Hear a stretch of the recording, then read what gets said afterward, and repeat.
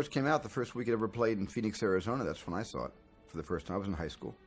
And I couldn't really comprehend the enormity of the experience, so I wasn't really able to digest it in one sitting. I actually walked out of the theater stunned and speechless and didn't quite understand the impact that film had had on me until months later. I'm talking about months later, because I didn't see it 2 times in the 1 week. I saw it one time, and it just pulverized me. I went out and bought the Maurice Jarre soundtrack. And for the next couple of months, I played the score over and over and over again. They had a sort of a little production book inside the soundtrack album. I just devoured each picture, wanting to understand how that film was made. It was a miracle, that picture. What is it, Major Lawrence, that attracts you personally to the desert? It's clean. Phoenix, Arizona is a desert community, and I was raised in the desert, and so I had an affinity for Lawrence's love of the desert and understood his obsession with how clean the desert was. And that's what I always thought, that the desert was cleaner than the city and the neighborhoods, that nature just swept all the debris out of the desert and kept it pristine every moment. And it was that moment of Lawrence and nature sort of at one with each other that I really could relate to on that very natural level. On a purely tactile and visual level, it was just the transitions. The transition that blew me away was when he blew out the match and it became the sunrise over the desert. I mean, moments like that, which I couldn't articulate then, still subconsciously aroused my curiosity about, well, how do they get those moments? How do those shots happen? Do they have to actually get up in the morning at 4 o'clock and wait for the sun to rise?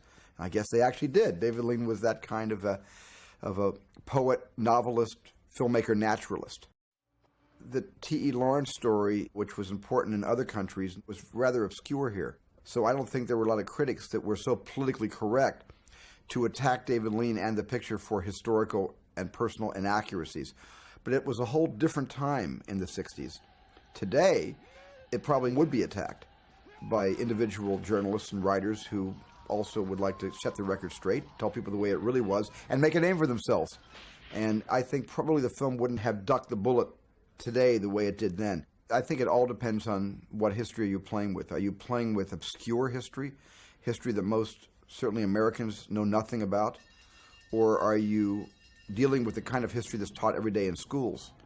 In a sense, there's a kind of revisionist history for entertainment purposes that I don't agree with if it violates such an important era of culture. I would rail against anything about the Holocaust that wasn't absolutely authentically honest. But there are certain movies like that that I think allow you to take artistic interpretive license.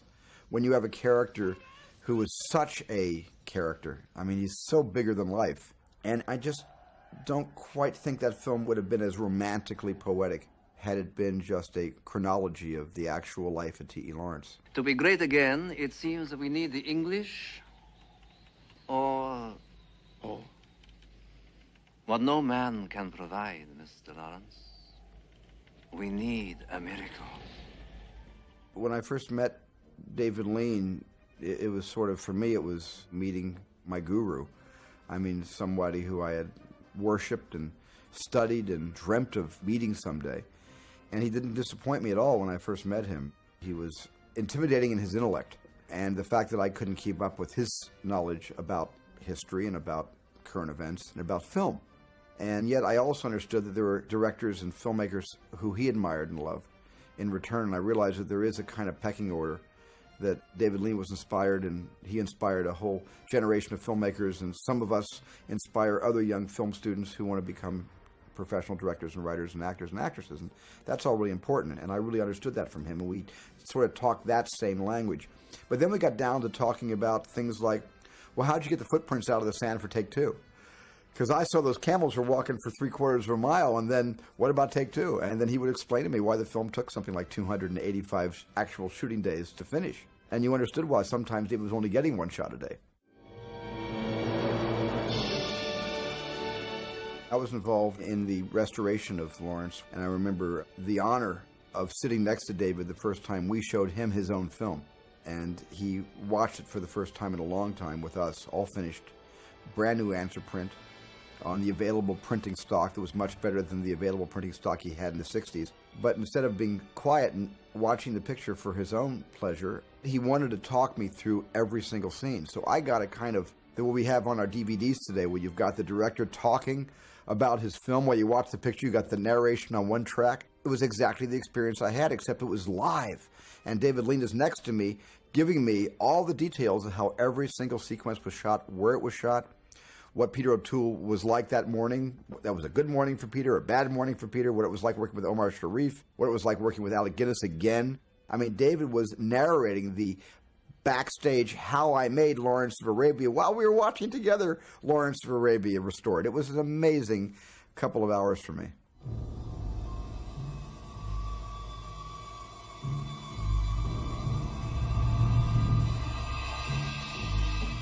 I'm going to just be boring like everybody else and not be original and just say that I think the Mirage sequence is still the greatest miracle I've seen on film. There's a number of films I dip into for inspiration, and of course, there's 3 David Lean films I look at a lot. One is Lawrence of Arabia. That's probably my favorite David Lean picture. My second favorite is Bridge on the River Kwai. And then I know it was sort of panned by the critics, but when I saw Dr. Zhivago, I thought it was a masterpiece. And I was just also very emotionally pulverized by that picture. So those 3 films I every once in a while look at again, especially before I start my own picture. Make God your agent! Akbar! Here's what happened today. They could make Lawrence of Arabia today digitally by combining digital effects with live action effects. But in a sense, that's like going to Victoria Falls. And instead of taking the National Geographic Hasselblads to photograph the falls, you say, you know, we don't have to send a photographer to Victoria Falls. Let's digitize Victoria Falls. They'll never tell the difference. Well, people can tell the difference. They know a real wave from a digital wave, a real twister from a digital twister. People know this. And I think that Lawrence today would probably cost about $285 million to make in today's money. And to do it digitally would be a tremendous sin, because what makes that film, unlike any film that can be made again, is that it was done naturally, with the elements of light and sound and maybe the greatest screenplay ever written for the motion picture medium.